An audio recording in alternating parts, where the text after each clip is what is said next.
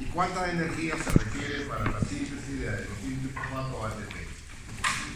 Muy bien. Se necesita ADP y fosfato. Perfecto. ¿Cuánta energía se necesita como mínimo? 7,3 kilocalorías. ¿Ya? Entonces, cuando nosotros decimos yo quiero formar ATP, quiere decir que tengo requisitos, ¿no? Tengo que tener energía disponible. ¿Entiendes? Entonces, para que haya energía disponible, nosotros el día de ayer encontramos que podemos calcular un delta G, o sea, cuánto de energía se va a liberar en un proceso en el cual hay restantes y productos. ¿Te acuerdas de eso? Entonces, cuando un delta G me sale un valor mayor de 7, ¿qué puedo decir? Que si es posible que se pueda formar ATP. Pero si no es así, obviamente no voy a poder formar ATP. ¿Entiendes? Entonces, pregunta de la clase de ayer. ¿Qué se necesita para calcular el delta G en una reacción química? ¿Qué se necesita? ¿Qué datos necesita? Porque me dieron una fórmula que después no voy a aprender. Pero ¿qué datos necesito como carácter usted? No. La constante de equilibrio, dice la señorita, estoy de acuerdo. El único dato que yo necesito que va a variar es la constante de equilibrio. Porque nosotros, la temperatura absoluta, no tiene nada que ver. La constante de equilibrio. ¿Ya? Con eso calculo el delta G. Ahora lee lo que está escrito ahí.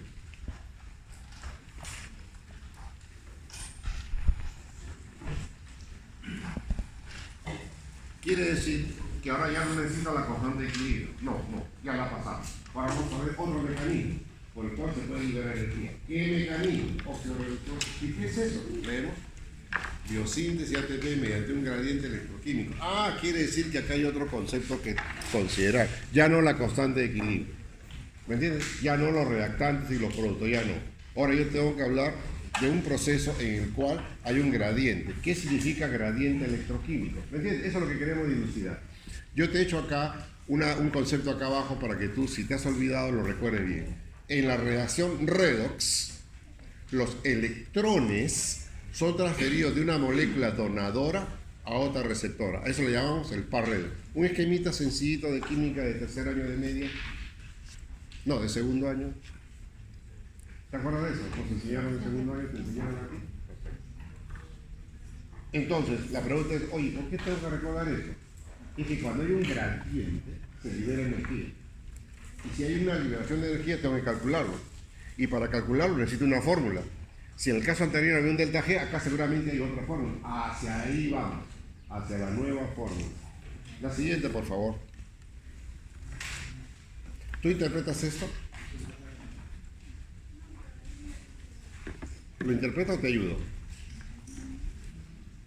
Te ayudo entonces.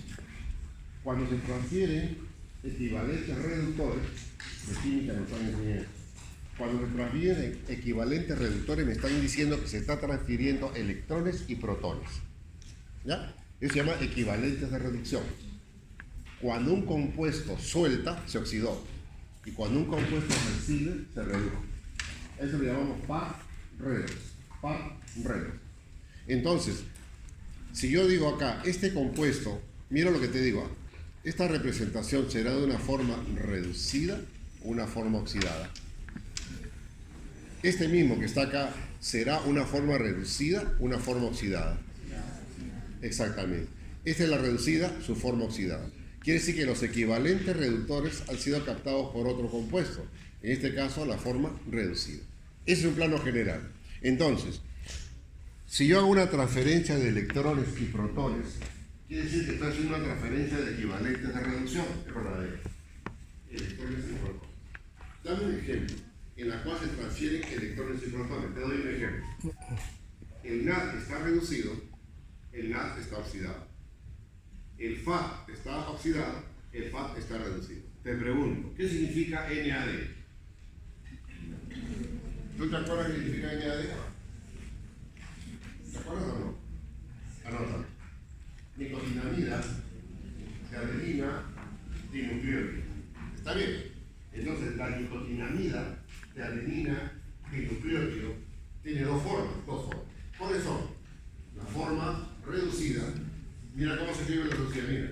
La forma reducida y la forma oxidada. ¿Estamos? ¿Cómo se escribe la forma reducida? reducida, NaDH más H. ¿Cómo la escribimos en forma coloquial, para adelante, más sencilla? Solamente así. Se sobreentiende que el protón está suelto. Ya después te explicaré la molécula por qué se escribe así. Por lo pronto le damos como un hecho. ¿Ya? Pero ¿tiene su explicación molecular? Tiene su explicación molecular. Pero por lo pronto te digo que esa es la mejor manera. La mejor manera de escribir el NaR reducido. La mejor manera.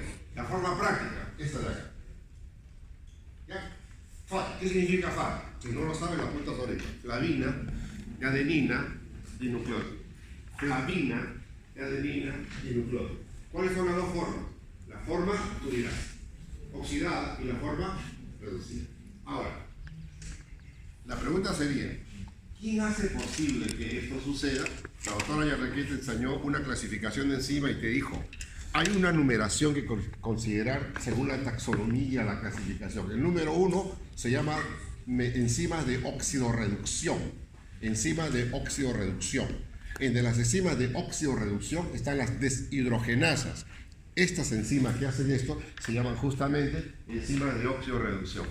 O sea, una pregunta, ¿quién ayuda a que este proceso se dé? Enzimas de oxidorreducción. ¿Ya? Entonces tenemos nosotros las llamadas deshidrogenasas. A ver, anota. Las deshidrogenasas son aquellas enzimas que favorecen los procesos de oxidorreducción. Las deshidrogenasas son enzimas que favorecen los mecanismos de oxidorreducción. ¿Qué significa el mecanismo de oxidorreducción? Que un compuesto pierde equivalentes reductores y otro lo recibe. Y a eso le llamamos el par redox. Eso le llamamos el par redox. ¿Ya? Entonces, si yo te pido un ejemplo en los cuales se transfieren equivalentes reductores llamados electrones y protones, acá no tenemos el ejemplo. Acá está el ejemplo. Acá, disculpe, acá está el ejemplo. Ahora, siempre es así. No. A ver, analiza abajo. ¿Qué pasó? ¿Vieron? ¿Qué pasó ahí? El otro ejemplo. ¿No se transfiere qué? Míralo ahí. ¿Qué es lo que no se está transfiriendo? Iones hidrógenos. Protones. No se está transfiriendo. ¿Qué se está transfiriendo? Electrones. O sea, quiere decir que hay posibilidad que solamente se transfieren electrones verdaderos. A ver, interprétalo. Forma reducida, forma oxidada. Forma oxidada, forma reducida. Siempre hay un par redox. Siempre hay un par redox. Entonces, hay elementos como el hierro que favorecen ¿qué? La transferencia de electrones, pero no de protones. Entonces, cuando yo hablo de pares redox, puede ser que se transfieran los dos equivalentes o se transfiera solamente electrones. Por lo tanto, desde ya voy pensando, oye, y si viene un compuesto y le jala protones y electrones, pero el que está acá solamente recibe electrones, ¿qué pasó con el protón? Se va a soltar al medio. El medio se va a acidificar. Se va a crear una gradiente. Se va a crear una gradiente de protones, una gradiente de iones hidrógeno. El medio se hace más ácido. ¿Me estás entendiendo? Cuando hay un compuesto que agarra electrones y protones y el receptor dice, yo no acepto protones. No, señor, yo no lo acepto. Yo solamente acepto electrones, pues acá lo tienen. Y el protón se quedó afuera. Ese protón va a crear una gradiente. Y la gradiente es una fuerza. Y la gradiente genera energía. Y al haber energía se puede formar ATP. A eso voy. Que en estos procesos de transferencia de equivalentes reductores va a llegar un momento en que se libera tal cantidad de energía que se puede formar ATP. La clase anterior que te dije, se forma ATP, pero no te hablé de esto, ¿te acuerdas? Yo no te hablé de esto. Entonces, lo anterior tú le vas a llamar fosforilación por sustrato. Cuando yo te acuerdas que tiene el ejemplo, si tú tuvieras el fosfenol piruvato, ¿no? El ejemplo de ayer, si tuvieras fosfenol piruvato y te da piruvato, se libera energía para que se forme ATP. Entonces se está sintetizando ATP, pero ese ATP no tiene que ver nada con transferencia de equivalente de reducción, nada. En ese caso se llama formación de ATP o síntesis de ATP por ¿qué dije? Por sustrato, fosforilación por sustrato. Y el que vamos a estudiar ahora, dentro de un ratito vamos a ver, se va a llamar fosforilación oxidativa. Fosforilación oxidativa. O sea, cuando tú escuchaste eso, ¿no? Seguramente no tenías claro por qué se decía fosforilación oxidativa. Bueno, ya lo sabes ahora. Porque vamos a entrar en un momentito ya a hablar de equivalentes de reductos. A ver, la siguiente, por favor. Si no, regresamos acá, si tú deseas después, ¿ya? Ahí viene la parte de interpretación, ¿ya? Entonces, nuevamente, mira. Cuando hay transferencia de equivalente a reducción, cuando hay transferencia, mira, aquí vamos a llamar a unidades. Cuando hay transferencia equivalente a reducción, se desarrolla un potencial, una fuerza electromotriz. Esa fuerza electromotriz se manifiesta en voltios. Por favor, la siguiente, creo que hay una figurita. Ahí está. Ahí está. Entonces, si tú permites que haya una transferencia, entonces hay un voltímetro que te lo puede determinar el voltaje que se ha generado. ¿Me entiendes? Entonces, si se genera un voltaje, tú lo puedes medir. Utilizando un patrón, ¿me entiendes?, de referencia, tú puedes poner lo que está sucediendo con una sustancia que quieres averiguar, ¿no?, sus parredos, cuál es la fuerza electromotriz que va a generar. Entonces, cuando se ha hecho experimento de pares redos, imagínate fierro ferroso, férrico, NAD oxidado, NAD reducido, FAD oxidado, FAD reducido, oxígeno, agua. Estoy hablando de pares redos. Cuando tú pones pares redos en una celda y lo combinas con un estándar, la hojita se mueve, ¿verdad?, para un lado o se mueve para el otro lado. Eso que se mueve es voltaje. Se está generando voltio, se está generando voltaje. Dato muy importante porque eso va a generar energía. Regresamos, por favor, regresamos. Y cuando eso se hizo los aparatitos que te he enseñado, se llegó a estos datos. Mírenlo con cuidado. Cuando se investigó, cuando se experimentó el par redo, mira, NAD oxidado, NAD reducido, la hojita se movió y dio un valor, 0,32. Cuando se hizo el par FAD, dio un valor de 0,22. Cuando se hizo, etcétera, se obtuvieron valores, ¿ya? Pero si tú notas con cuidado, estoy poniendo negativo y estoy poniendo positivo. Entonces, por un acuerdo general, se llegó a lo siguiente. Cuando yo digo valor negativo, quiere decir que de acá va a partir los electrones su viaje. Cuando yo digo negativo y positivo, quiere decir que el viaje va a ser del que dice negativo al que dice positivo. Si yo hago una escala, ¿a quién pongo en primer lugar? Al que tiene mayor negatividad. ¿Y quién va al final? El que tiene mayor positividad. Llegamos a un acuerdo entonces, mirando el esquema, los electrones viajarían del FAD al NAD o del NAD al FAD. Del NAD al FAD. ¿Me estás entendiendo? Quiere decir que si yo veo esta relación, yo sé que esto va a transferir electrones, va a transferir electrones. ¿Y quién está al final de esta secuencia? El oxígeno. Cuando el oxígeno recibe electrones y protones del medio, se formaba, le terminó esta cadena, esta secuencia, esta transferencia. ¿Transferencia de qué? De equivalentes de reducción. Lo que pasa es que acá va a haber, si tú lo miras con cuidado, va a haber, si hago una cadena, vas a ver tú que hay transferencia de equivalente de reducción, los dos, y algunos solamente de un equivalente de reducción como son los electrones. Pero, ¿qué me está diciendo esto? Conclusión, ¿qué me está diciendo? Que cuando yo tengo un par redo, se genera una fuerza electromotriz. Repito, cuando tengo un par redo, se genera una fuerza electromotriz. La fuerza electromotriz se da en voltios. Ojo, se da en voltios. La fuerza electromotriz puede tener un valor negativo o puede tener un valor positivo. ¿Qué significa que sea negativo?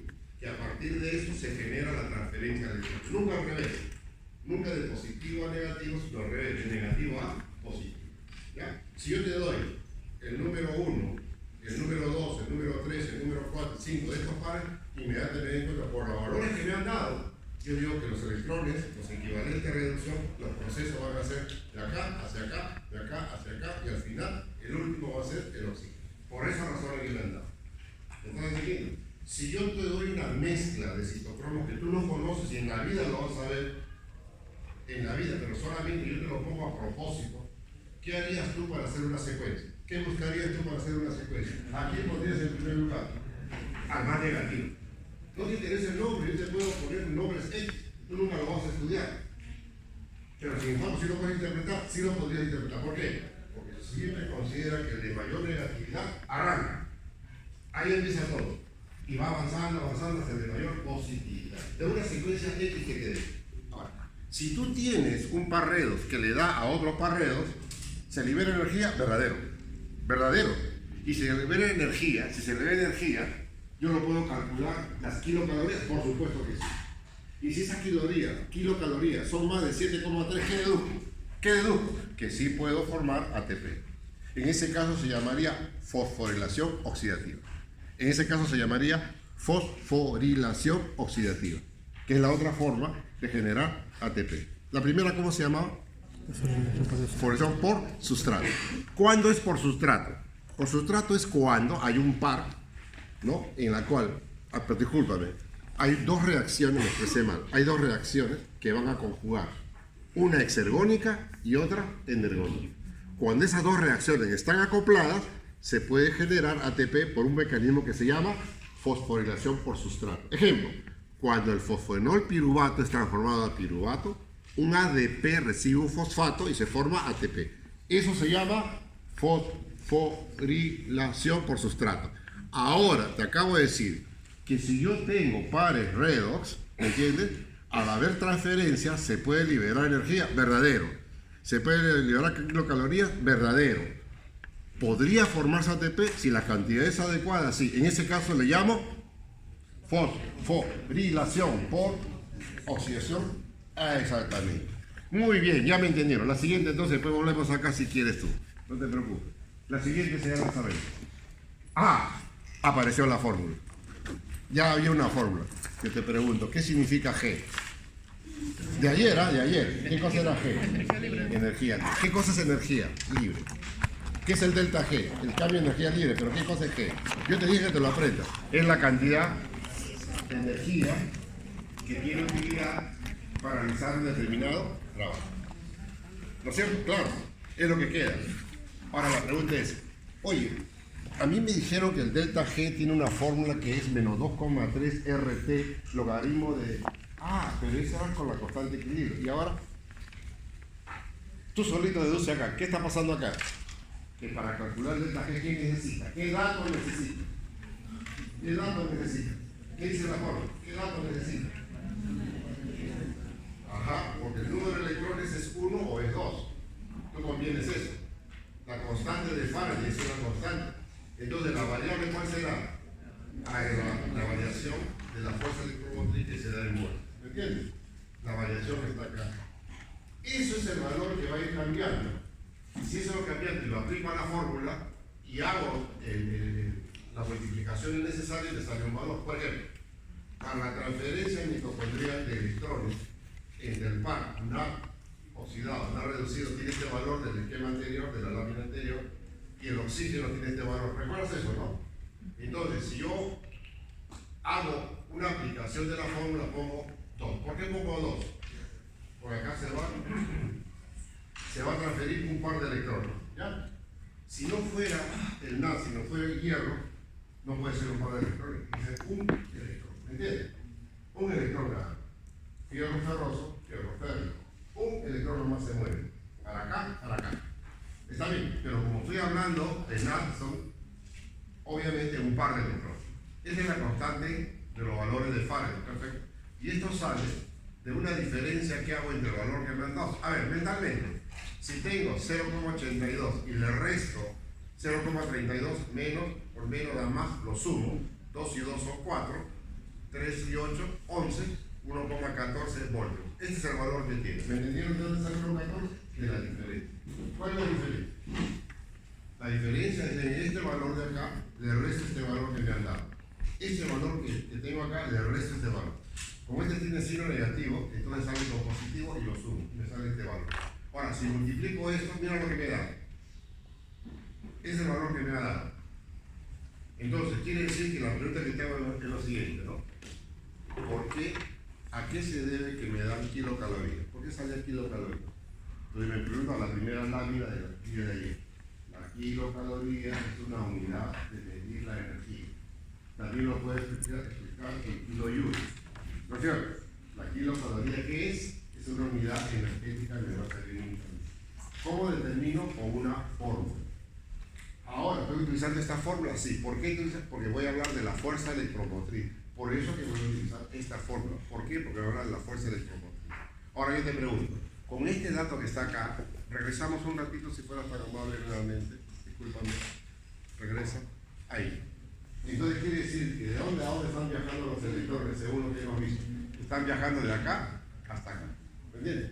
Como este tiene este valor y él tiene este valor, a ese valor le he restado este valor para que me salga el voltaje que yo necesito en la fórmula. ¿Está claro así? Muy bien, regresamos entonces. Ya lo entendiste. Ahora, yo quisiera que tú, aplicando tu razonamiento de la clase pasada y de los primeros minutos de vida, me digas, con ese valor que está ahí, ¿se puede formar ATP?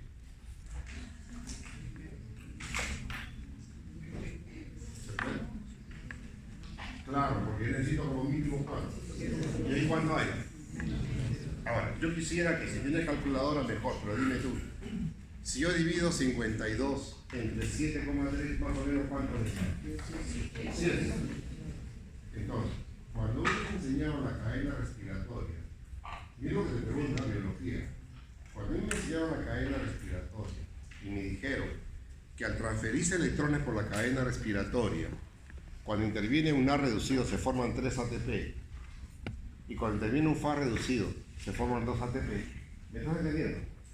Quiere decir que si este cálculo, mira, aplicando las matemáticas, me sale 52 cuando se transfiere del NAD al oxígeno.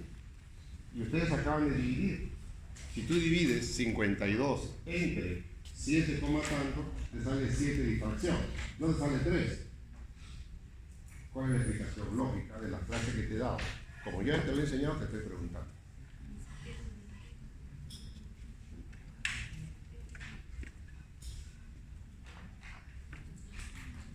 Te hago la pregunta de otra manera, que lo que dije ayer. Si yo tengo un rico pan del horno, qué agradable. ¿Cuánto pesa el pan? 30 gramos. ¿Por cuánto lo multipliqué? Por 4. ¿Cuánto me dio? 120. Yo te dije, ¿los 120 lo utilizamos? ¿Cuánto lo utilizamos? ¿Qué porcentaje? Ahora sácale el 40% a eso. Menos de la mitad. Ahora divídelo entre 7 y 3. ¿Cuánto te sale? Te sale aproximadamente 3. Esa es la razón. ¿Me entendiste? ¿Me entendiste? ¿Por qué? Porque a ese valor que está acá, yo tengo que sacarle un aproximado. Algunos dicen 38,3, 38,7. Yo lo redondeo en 40. ¿Está bien? Entonces quiere decir que el 60% no me va a servir para formar ATP. No me va a servir. Entonces la pregunta sería, ¿y ese 60% a dónde se va? La energía no se crea ni se destruye. ¿A dónde va? Se pierde en forma de calor. Al aumentar el calor, aumenta la entropía del entorno y seguimos la secuencia, ¿me entiendes? Pero nunca llegamos a un equilibrio. Nunca. Eso convenimos ayer, ¿me entiendes? Entonces, ahora ya tú sabes por qué sale 3. Pero no sale 3 tampoco. No, tampoco sale 3. Cuando avancemos, vamos a llegar un poquito más refinado cuando hablemos de gradiente de protones y cantidad de protones que se movilizan a través de la membrana mitocondrial. Y nos vamos a acercar un poquito más a la verdad, sin llegar a la verdad completa. Yo no te puedo decir que el cálculo va a ser exacto, no. Pero lo vamos a aproximar con conocimientos bioquímicos, por supuesto que sí. Ya, la siguiente entonces, ¿ya lo entendiste? ¿Perdón? No, es decir, si fuera el hierro acá, ya no pongo 2, pongo 1. ¿Me entiendes? ¿Por qué? Porque hay compuestos que transfieren electrones y protones, el Na, el Fa, ahorita vamos a ver la coenzima Q, pero hay otros que solamente transfieren electrones, el cobre, el hierro, solamente electrones, no transfieren protones, no. O sea, depende de quién es, ¿me entiendes? Depende de quién es. Ahorita lo vamos a ver en la cadena, sigue por favor. Ahí tienes una hermosa mitocondria, que tú la recuerdas, tiene una membrana externa, esta es una microfotografía electrónica, membrana externa, membrana interna que forma las crestas mitocondriales, ¿no? Acá tienes el retículo endoplasmático rugoso, acá tienes la matriz mitocondrial, que están todas las enzimas para el ciclo de Krebs. Esta membrana interna contiene los citocromos para la cadena respiratoria.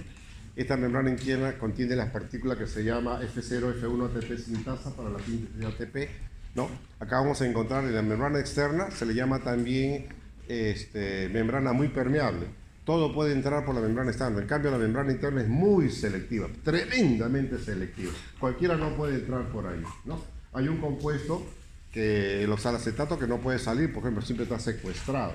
Para que salga el ATP que se formó, tiene que entrar ADP, tiene que haber una transferencia a través de transportadores. Es inexigente la membrana interna. La mitocondria tiene una forma que va variando, puede ser de esta forma un poquito más esférica. Se supone que esta es una microfotografía electrónica. En una microfotografía electrónica nosotros hemos destruido al tejido porque le hemos fijado con nitrato de plata y otras cosas más.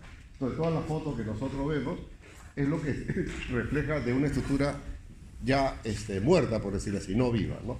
Entonces siempre hay que tener cuidado con los conceptos, que no siempre la mitocondria es como lo vemos. ¿Ya? La siguiente, por favor, que te voy a dar más datos. La siguiente. Todo lo que te dije está acá. En la matriz tú tienes un complejo enzimático como la antigua, tienes enzima para el ciclo de Krebs o ciclo de ácido cístico, tienes enzimas para la beta oxidación, tienes enzimas para la oxidación de aminoácidos, tienes ADN o DNA, tienes ribosoma, muchas enzimas, tienes ATP, ADP, fosfato, magnesio, calcio, etcétera, etcétera, etcétera. La membrana interna es impermeable a la mayoría de compuestos pequeños. Acá está la cadena respiratoria, acá tienen la translocasa de ADP, ATP, tiene la F0, F1, ATP sintasa, etcétera, etcétera. Una lectura sumamente compleja, ¿no? Para los que tengan interés en estudiar la mitocondria, tengo un libro exclusivamente que habla de mitocondria y bioenergética, te lo pueden prestar. Está en inglés, si ustedes leen con facilidad el inglés, se lo pueden prestar. Está muy bonito, solamente sobre mitocondria, un libro exclusivamente dedicado a mitocondria y bioenergética. Como para un relax nada más, para un relax, para que vean, no es para que lo tengan que estudiar, no. La siguiente, por favor. Componentes enzimáticos de la cadena respiratoria. Entonces, en el esquema anterior, ¿no? Decimos en la membrana externa y en la membrana interna, en el esquema anterior, en la membrana externa está la cadena respiratoria, en la membrana interna está la cadena respiratoria, ¿no? Entonces la pregunta es, oye, ¿y quiénes forman la cadena que están pegados a la membrana interna en la cresta mitocondrial? ¿Quiénes son? Bueno, son varios ejemplos. Te he traído una deshidrogenasas que estén ligadas al NAD, oxidado, reducido. Deshidrogenasas ligadas a la flavina o FAD, oxidado, reducido. Hay proteínas que contienen hierro y contienen azufre, le llaman proteínas ferrosulfuradas. ¿Qué contiene? El hierro, férrico, ferroso, oxidado, reducido. ¿Me entiendes? Tenemos citocromos que contienen hierro, ¿ya? Entonces, ¿este valor qué idea te da? ¿No es cierto? Mira cómo van las secuencias de electrones. Ajá. Ahora, también hay una coenzima que se llama la coenzima Q. La coenzima Q es un compuesto que se ubica en la parte lipídica de la membrana. Entonces se le llama lipofílico. ¿Ya? La coenzima Q está oxidada o la coenzima Q está reducida. ¿Lo entendiste eso? Forma oxidada, forma reducida. Forma oxidada, forma reducida. Forma oxidada, forma reducida. Forma oxidada, forma reducida. ¿Por qué hablamos así? Es que vamos a hablar de transferencia de electrones. La pregunta es, ¿por qué se forma una cadena? Para transportar algo. ¿Qué se va a transportar? El electrón. ¿Hacia dónde va a transportar? Hasta el final. ¿Quién está al final? El oxígeno. El oxígeno siempre va a estar al final de una cadena respiratoria. ¿Dónde están ubicados estos compuestos que estamos señalando? En la membrana interna de la mitocondria, que se llaman las crestas mitocondriales. Entonces vamos a ver un ordenamiento. En la siguiente creo que hay un ordenamiento, por favor, en la siguiente. ¿Hay un ordenamiento? Ahí está el ordenamiento. Entonces yo te hago una pregunta. ¿Por qué primero se pone la, después se pone la coenzima Q? ¿Por qué citocromo B? Si citocromo A es más bonito, el A no va acá y el B acá abajo. ¿Por qué se pone así? ¿Debido a qué? Por el voltaje. ¿Estás entendiendo? Entonces, si yo te dijera que cuando los electrones viajan de la coenzima Q al citocromo B, se libera una cantidad de energía mayor de 7,3, ¿qué deduzco? Que se forma ATP. Cuando yo te digo de que existe, por cálculos que me han dado, cuando se transfieren electrones del NAD reducido a la coenzima Q, se libera una cantidad de energía mayor de 7,3, es el lugar donde se forma ATP. Pero hay lugares donde no se forma ATP. En la cadena que empieza acá, ¿y dónde termina? El oxígeno formado, ahí termina. Entonces, en la cadena se empieza con NAD reducido y se termina con el par oxígeno. Entonces, cuando el oxígeno va a recibir los electrones y protones, se forma la molécula de agua y se estabilizó todo.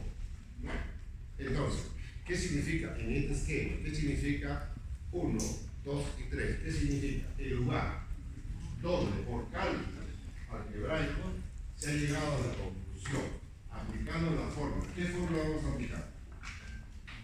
Delta G es igual a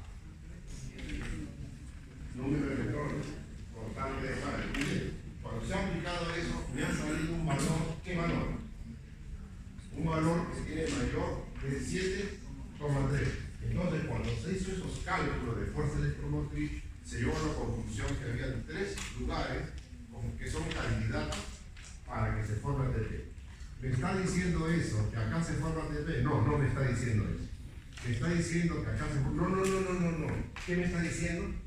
Que en esa transferencia se libera energía para que se forme ATP. Es lo único que me está diciendo.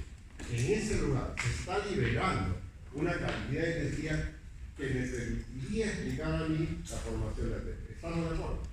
No es que allí se forma ATP, no.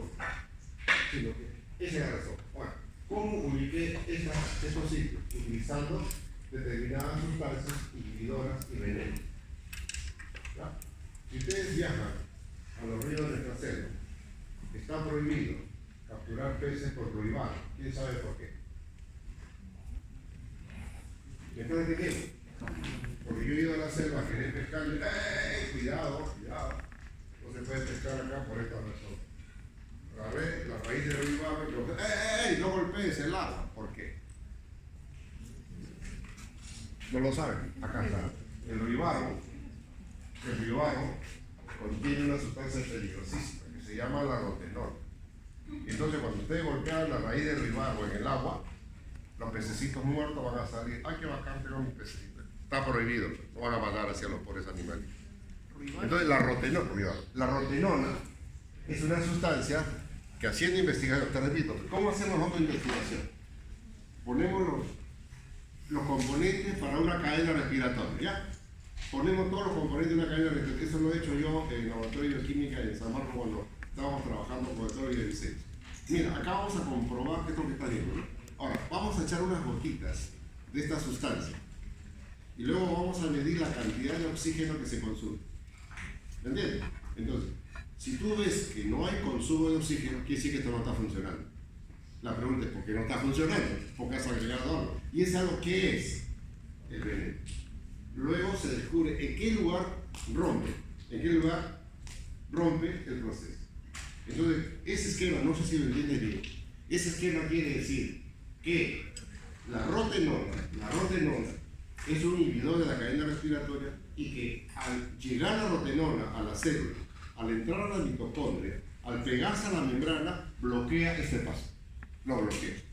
Cuando tú tienes cerrado el carro, la luna, está prendido el motor, ten cuidado.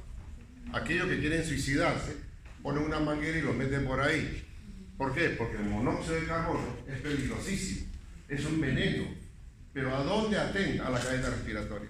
Quiere decir que tomamos el monóxido de carbono, ese monóxido de carbono es transformado por la carboxihemoglobina, no he dicho carbaminohemoglobina, sino carboxihemoglobina, y llega a la célula, llega a la mitocondria, y la mitocondria recibe monóxido de carbono.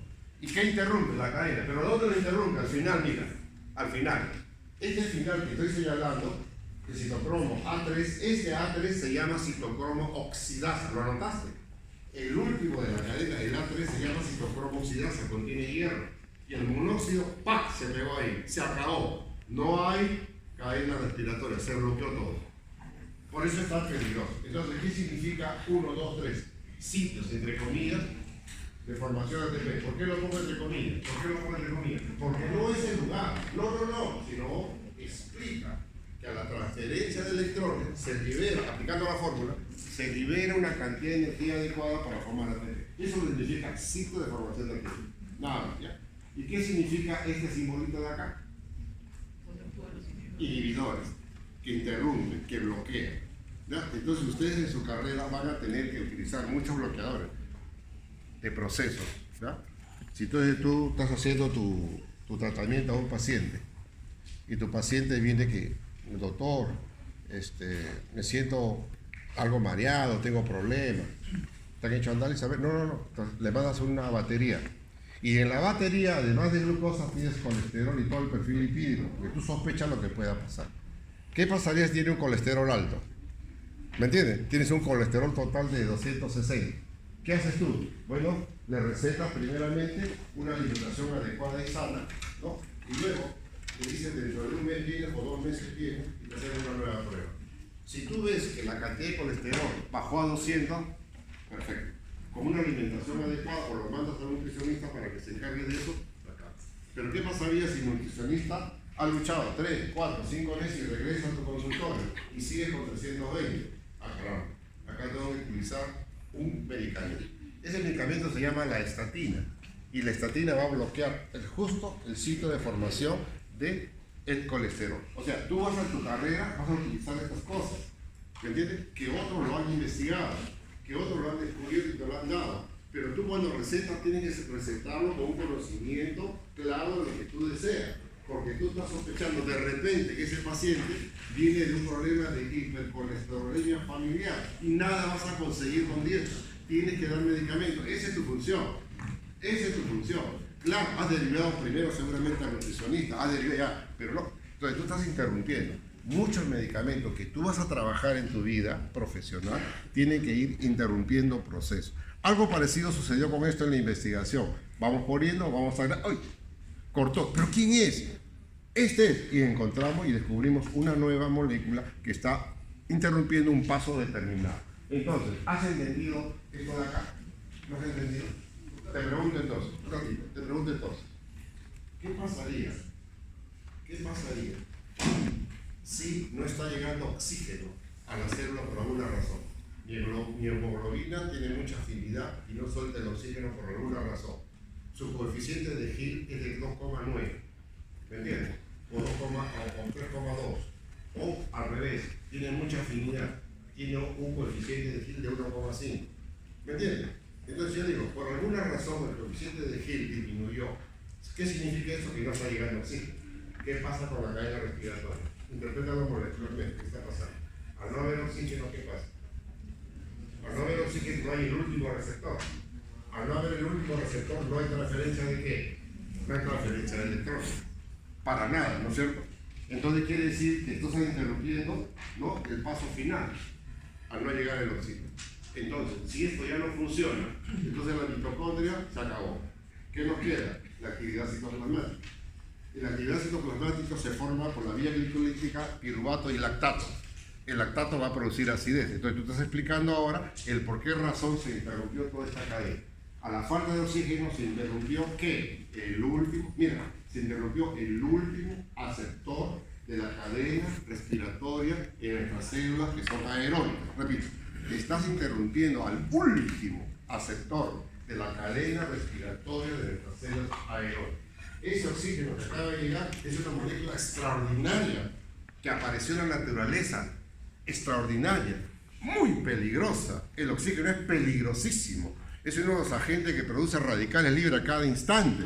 Sin embargo, ¿cómo benefició a la cadena respiratoria? Porque ahora, imagínate, el oxígeno está llegando, míralo bien, interpreta, el oxígeno está llegando. Se tiene que combinar con electrones, y se tiene que combinar con protones, y se forma el agua. Pero ¿qué tal si no capta protones y solamente electrones? Un radical libre. Se acaba de crear un radical libre peligrosísimo. ¿Cómo se llama ese radical libre? Anión superóxido. Ese anión superóxido es peligrosísimo. Por eso que el oxígeno es tan peligroso. ¿Entiendes? Por eso que la naturaleza nos provee a nosotros de una serie de sustancias que van a bloquear la acción de los radicales libres que provienen de este oxígeno que estoy mencionando, que no ha completado sus niveles de órbita. Mira.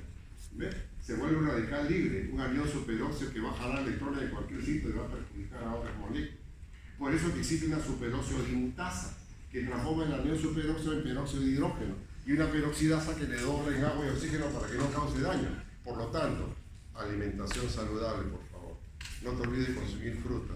¿Has consumido fruta? Todavía tienes tiempo. Si no has consumido, llega a tu casa y cómete 3 por lo menos. ¿Me entiendes? Una perita, una manzana, un platanito, lo que tú quieras, pero 3 unidades como mínimo.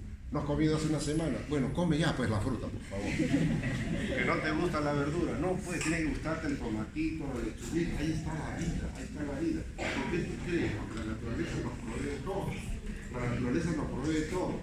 Y cuando más investigamos y damos vuelta a la vida de la naturaleza, ahí está toda la posibilidad de alcanzar un éxito en salud por la detener esto que estamos pasando. Conclusión, te pregunto, mirando el ejemplo, ¿qué cosa es la timicina?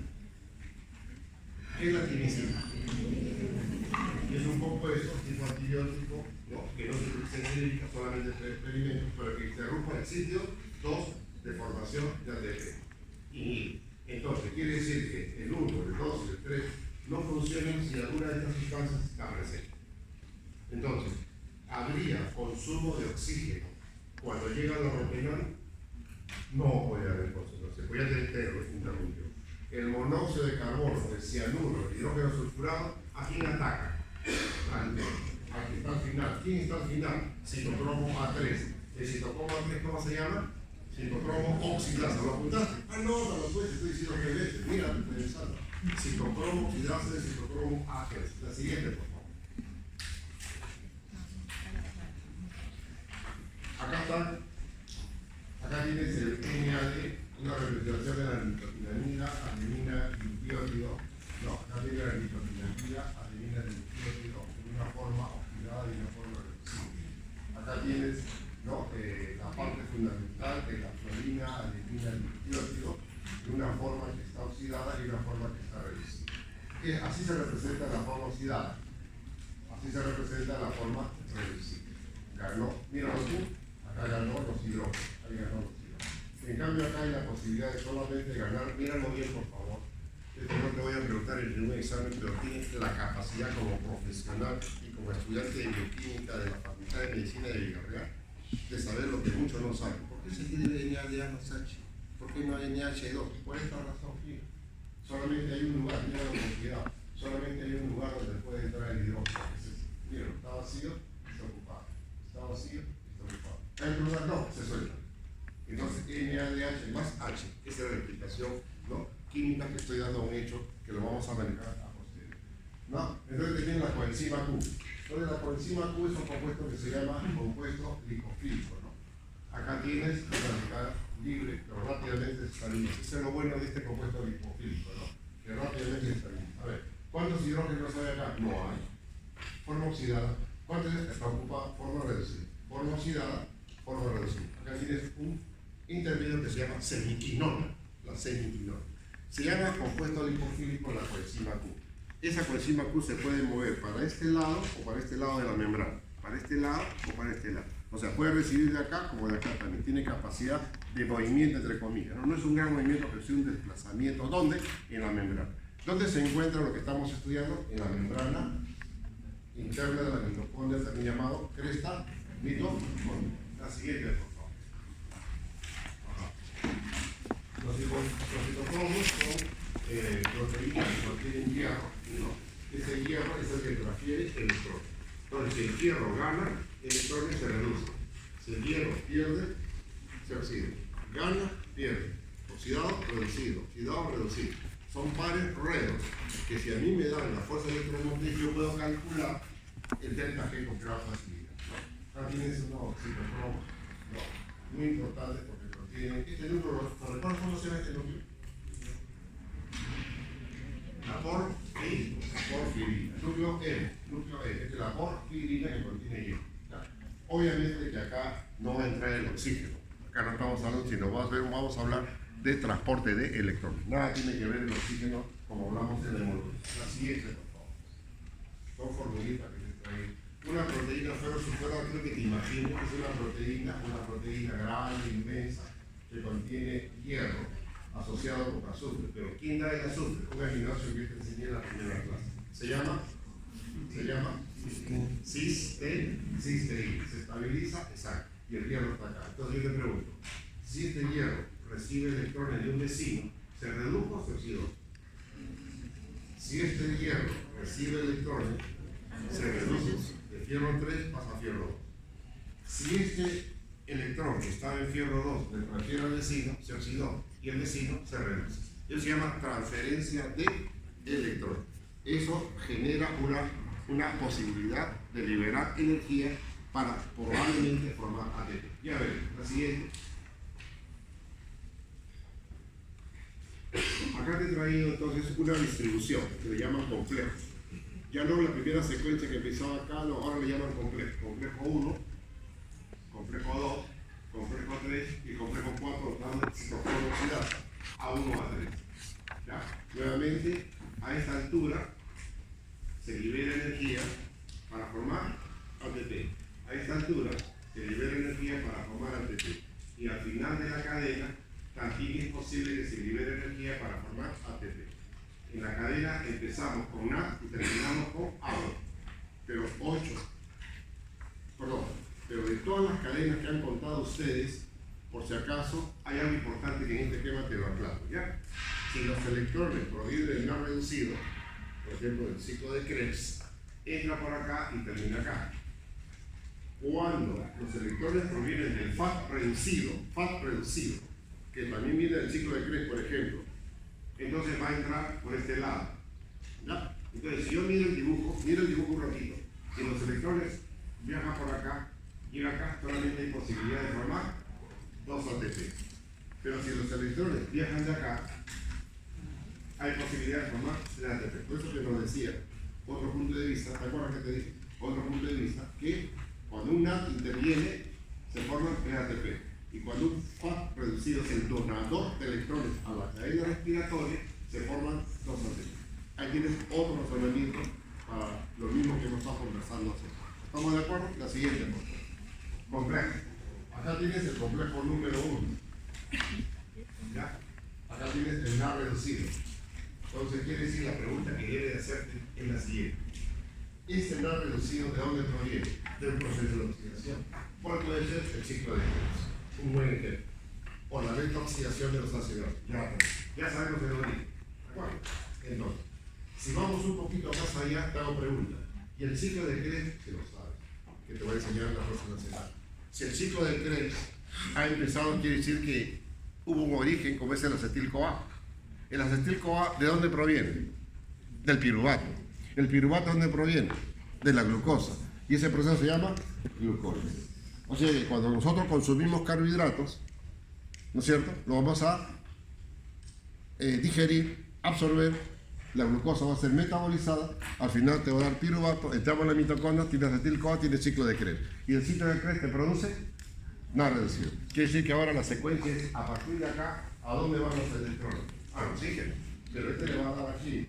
¿Me entiendes, no? Entonces, este electrón tiene la flecha, le va a dar a la coenzima Q. La coenzima Q va a recibir de acá y de acá también. ¿Me entiendes? Entonces, de este complejo y de este complejo puede recibir fácilmente la coenzima Q. Por eso se dice que la coenzima Q es lipofílico, se mueve así para recibir de acá o de acá con facilidad. Cuando hagamos ciclo de Krebs, te voy a enseñar la succinato deshidrogenasa que produce FAT reducido, por acá N. Cuando hagamos, ¿no?, la beta-oxidación de los ácidos grasos, vamos a ver que se forma FAT reducido que entra de frente a la coenzima Q. De frente a la coenzima Q. Entonces quiere decir que acá nosotros podemos pensar lo siguiente, ¿no? ¿Qué se requiere para empezar una cadena respiratoria? Un donador. ¿Quién es el donador? El NAT reducido o el FAT reducido. ¿De dónde proviene? ¿De dónde? De la oxidación de los alimentos. ¿Cuál podría ser? Del ciclo de Krebs. ¿Cuál podría ser? De la oxidación de los ácidos grasos. Podría ser. Bien, y si eso le dan, ¿a dónde va? A la coenzima Q, que está ahí, listo para recibirlo. ¿Y la coenzima se va a quedar? No. Tiene que ceder a la cadena del citocromo. La siguiente lo vamos a ver. No vemos. La siguiente no vemos.